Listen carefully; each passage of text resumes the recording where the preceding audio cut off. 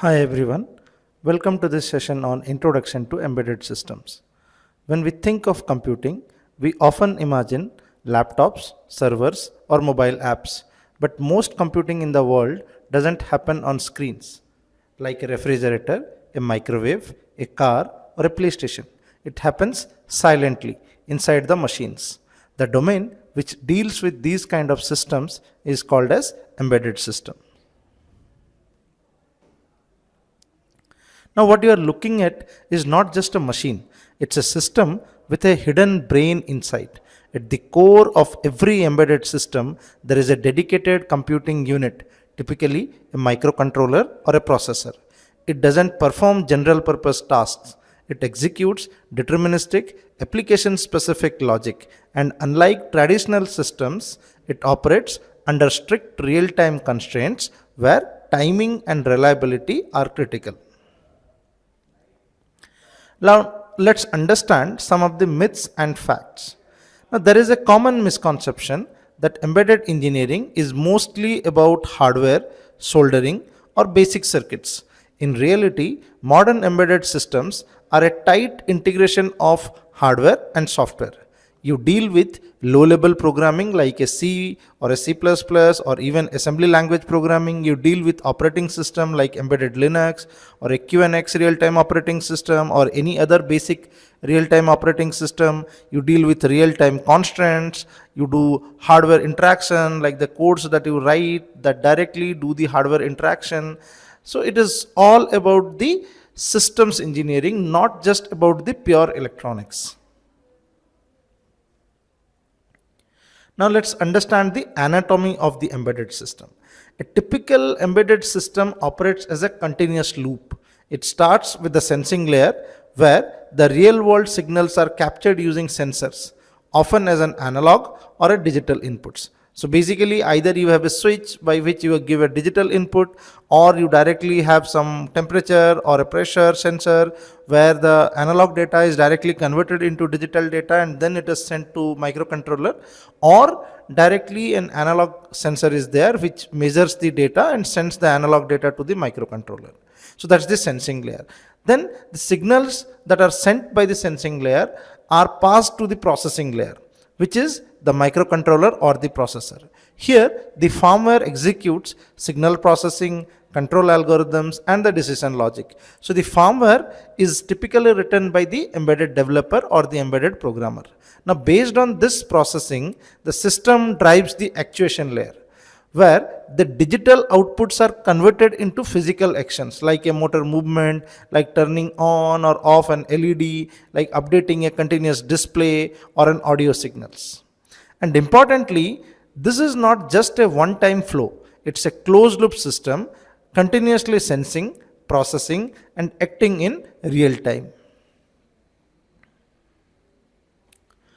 Embedded systems exist across a wide spectrum of complexity. On one end, we have deterministic single function control system like a water level detector. Here, a simple sensor input is processed by a microcontroller which triggers an actuator like a pump based on the predefined logic. On the other hand, we have a high performance embedded system such as autonomous driving platforms. They have integration of multiple sensors. They perform real-time data processing and run on high-performance processors with operating systems like Linux or QNX. Similarly, you might think of your mobile phone, which also has an Android operating system, and that also utilizes an Linux kernel, right? So that is also an high-level or high-performance embedded system. So the transition, what you see from the low-level system to a high-level embedded system is not just about scaling. It reflects an increase in processing capability, software complexity, and system-level integration. Despite this difference in complexity, the fundamental principle remains the same: sense, process, and act. What changes is the scale and the sophistication of the software. Now let's ground this with real examples. So you can see The examples like mouse, digital thermometer, smart lighting, robots, smart TVs, cameras, mobile phones, rockets, all these are typical examples of embedded system. So you can see some of them are very simple ones, some of them are very complex one with very high performance characteristics. So you can see a very simple mouse or a digital thermometer or a smart light, and also there are complex things like camera, like video camera, rocket, mobile phones. So if you see, they differ from each other based upon the complexity, based upon the performance, but the example of embedded system, all of them are like, all of them are designed for a specific function, and all of them have the same way of action, but they are optimized for different categories of performance, different categories of power and reliability. Embedded systems have distinct characteristics. First thing is, they all have application specific design. That means they are all built for a well defined purpose. So like all the previous examples that we have seen in the previous slide, if you can see all of them, they are built for a particularly defined purpose. The next important characteristics is the real time behavior, that is the timing. So the timing is very critical in embedded system. It's not the approximate timing, but here the timing needs to be guaranteed. The resource constraints. So the embedded systems are many of the time are having low cost and low power. So they have limited memory, they have limited CPU capability, and they have very limited power capability. So the power efficiency also becomes very, very critical here, because many of them are battery operated system and they are isolated system. So therefore every milliwatt matters. So be it a simple digital thermometer, be it a simple clock, be it a simple, you can say your smart watch. So all of them are very critical in terms of power efficiency. So that is why low power embedded systems is very high in demand. Reliability. So systems must work continuously and predictability even in the harshest of the conditions. Because many of the times the embedded systems are typically used in harsh conditions. They are not very suitable, they are not kept in very suitable conditions, right? And equally the cost optimization is also very, very important, because the embedded systems are often produced at a scale. So be it a mobile phone, be it a refrigerator, be it a washing machine, be it a smartwatch. So most of the things are not produced as a single entity. They are often produced in a scale. So that is why cost must be optimized for them. So these constraints define how we design both the hardware and software for the embedded system. Now let's compare the embedded system with a general purpose system. So embedded systems are task specific, they have a deterministic behavior, and they operate under strict constraints. That's what we have discussed previously. While the general purpose systems are flexible, they support multiple applications and they are optimized for user experience. So embedded design is about the precision and predictability and not the flexibility. Whereas the general purpose system focuses more on the flexibility and handling more and more number of applications.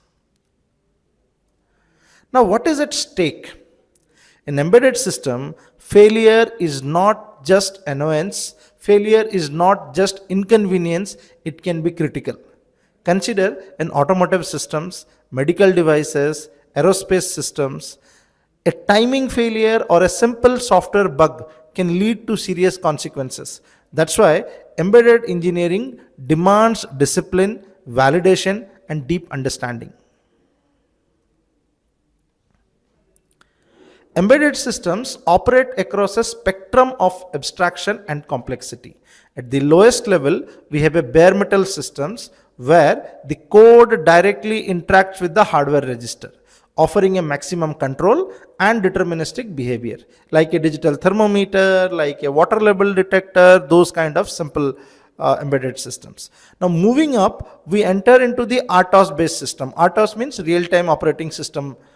So where multiple tasks are scheduled with strict timing guarantees and enabling structured real-time execution.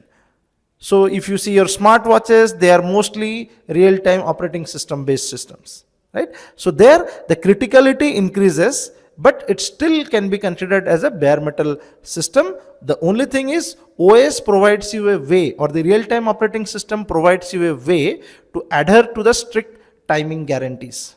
But at the highest level, we have embedded systems running on full operating systems like a Linux or a QNX or an Android. So these support complex applications, process management, and advanced feature. So you can see the car, or nowadays automotive cars, and cars with ADAS features like advanced driver assistance feature, or you can consider your Android TV, routers, or mobile phones. They have an operating system inside that which supports the complex applications, process management, and advanced feature. Now what's important to understand is these are not three different domains, but it's a continuous spectrum. The same fundamentals apply, but the level of abstraction and the system complexity increases. We are now entering into the era of Internet of Everything. So devices are no longer isolated. They are connected, intelligent, and adaptive. That means all these small devices which are either running by battery or running by any basic power supply, they are all isolated, but they are not properly isolated. They are connected by the means of something, whether by Wi-Fi, whether by some wired connection, or by Bluetooth, some or the other way, they are all connected. And that is how making the world more connected, intelligent, and adaptive. And this increases the demand for engineers who understand the hardware, the software, and the system integration. And embedded system sits at the center of this transformation. Embedded systems are not always visible, but they define how modern systems behave. If you understand embedded systems, you understand how machines actually work. If you want to explore this field in depth with structured learning and hands-on exposure, you can check out the complete embedded systems program. The links are provided in the description below. If you have any questions or doubts, feel free to drop them in the comments. And if you found this useful, like the video and subscribe to the channel for more technical content. Thank you.